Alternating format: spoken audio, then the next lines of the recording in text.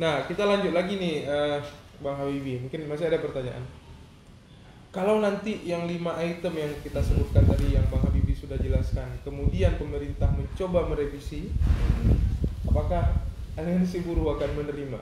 Ya, tentu dengan masukan-masukan yang disampaikan oleh banyak pihak, kemudian pemerintah mengkaji kembali, itu tentu kita menjadi apresiasi bagi kita, bagi pemerintah kan, bagi DPR RI, bagi presiden dan semua jajaran, bahwa menyahuti apa yang disampaikan oleh setiap lapisan masyarakat terkait tentang Undang-Undang Cipta Kerja, mobil khusus klaster ketenaga kerjaan. Jadi ada 5 hal tadi yang kita bicarakan, itu direspon bahwa ini keinginan masyarakat, bukan ingin melawan konstitusi ataupun bertolak belakang dengan keinginan, tapi juga menyampaikan aspirasi ya. Aspirasi artinya kita inginkan yang terbaik dan sesuai dengan apa yang jadi cita-cita bangsa tadi, untuk menciptakan masyarakat adil dan makmur. Gitu. Ini kan ruang-ruang demokrasi yang harus diisi oleh setiap masyarakat yang punya tugas untuk memperhatikan itu. Bagi kami di Aliansi Buruh, memperhatikan persoalan ketenaga kerjaan menjadi kewajiban. Ya, baik itu bagaimana pelaksanaan ketenaga kerjaan untuk perlindungan bagi tenaga kerja, kemudian regulasinya. Nah, kalau regulasinya perlu kita perbaiki, kita sampaikan kepada tentunya DPR, seperti yang kita lakukan di Aceh ya, tentang kanun ketenaga kerjaan.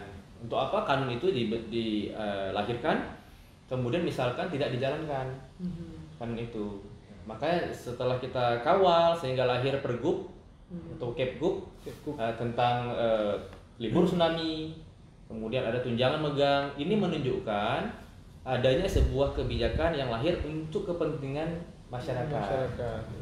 Nah, seperti itu. Maka kita kawal pelaksanaannya. Ini pun belum terlaksana dengan sebagaimana mestinya yang kita inginkan. Nah, mesti banyak juga pemberi kerja atau perusahaan yang belum memberikan atau menjalankan apa yang telah menjadi keputusan-keputusan di situ. Oke. Nah, jika kita scroll ke atas atau ke bawah nih, ke bawah ya, atau ke belakang lah, Bang Habibie. Kita scroll ke belakang, pemilu 2019 itu mayoritas konstituen Pak Presiden ini kan katanya nih, katanya dari kalangan buruh. Apakah menurut Bang Habibie sendiri, apakah Pak Presiden ini akan mendengar suara hati? Katakanlah hampir 70% mungkin, karena dulu beliau pernah menyampaikan saya berteman dekat dengan buruh, karena Pak Presiden pun sendiri kan juga buruh bisa dibilang, karena pernah bekerja di Aceh dulu ya, pernah bekerja di Aceh, pernah punya usaha di sana kan. Ini apakah Pak Presiden kemudian akan luluh untuk mendengarkan? Bicara buruh, tentu setiap orang yang menerima upah, menerima perintah kerja, dia pekerja buruh. Pak Presiden juga pernah menjadi pekerja. Jadi buruh ya, di Aceh, di sebuah perusahaan perhutanan gitu. Jadi apakah Presiden karena memang juga backgroundnya dulu adalah pekerja buruh, kemudian didukung oleh pekerja buruh yang tadi disampaikan. Kalau dalam kontestasi Pilpres yang lalu, kami menilai kedua calon presiden mendapat banyak dukungan dari berbagai pihak, termasuk kawan-kawan buruh. Nah, kalau memang ada sebagian kawan-kawan buruh memberikan dukungan, seharusnya Bapak Presiden mendengar dengan cepat, merespon dengan cepat bahwa oh ya, ini kepentingan buruh yang saya sudah mengalaminya sebagai pekerja buruh. Nah, tentu harus disahuti.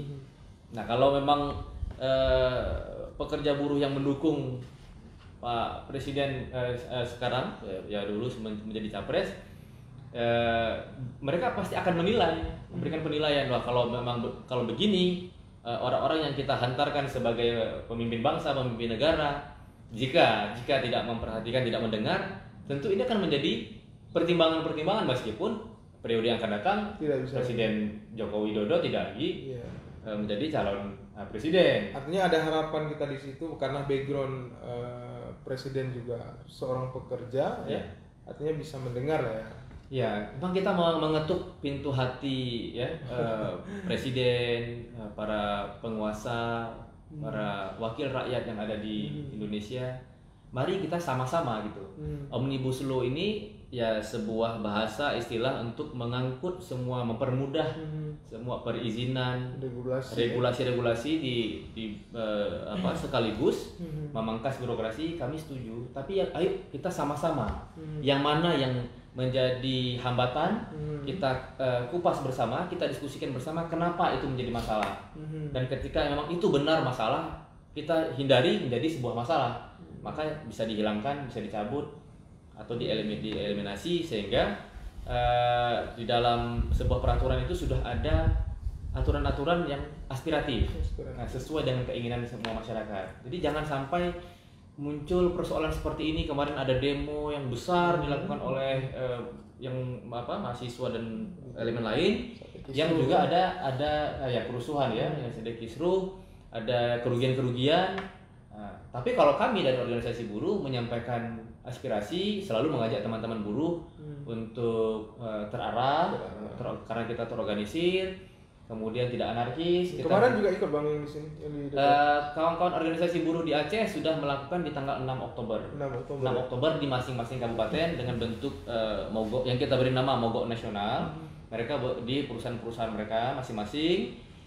Bahkan mereka juga menggunakan secara umum menggunakan pita hitam di lengan bentuk keprihatinan terhadap kondisi bangsa negara kita ketika DPR RI Panja Banlek mengesahkan menyetujui rancangan undang-undang menjadi undang-undang Cipta Kerja. Nah, itu dilakukan, dan kemudian kita juga lakukan pertemuan dengan DPR Aceh.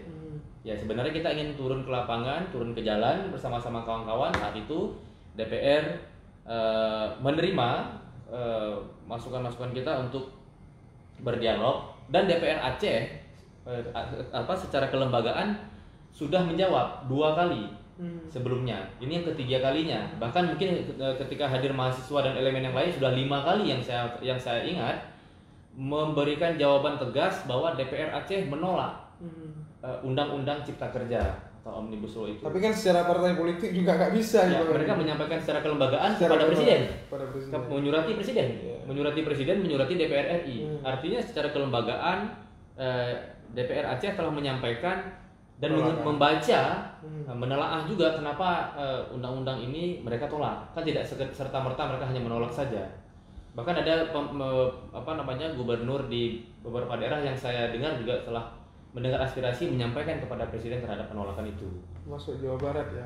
Ya, itu yang saya dengar dari gubernur Jawa Barat. Nah, kemudian di tingkat politisi nih, Bang Habibie, sekarang dari sekian partai di DPR RI, kemarin yang WIU itu Demokrat ya, kemudian ada PKS. Nah, hanya 2 partai ini.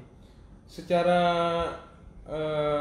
parlemen, apakah Demokrat ini menurut Bang Habibie, Demokrat dan PKS ini akan kemudian bisa kuat nantinya untuk melakukan apapun itu, fight dengan yang sudah ditetapkan? Iya, mungkin karena kita bukan pengamat politik ya, mungkin ya, karena tidak menilai ini bagaimana sepak terjang fraksi ataupun partai yang mendukung untuk mencabut ataupun tidak menyetujui Omnibus Law ini. Kita tidak bisa menjawab secara detail, secara khusus, tapi kami melihat karena keberpihakan yang mereka lakukan, tentu ini akan ada efek dalam perhatian masyarakat dari berbagai kalangan, tentunya kan dari berbagai unsur juga.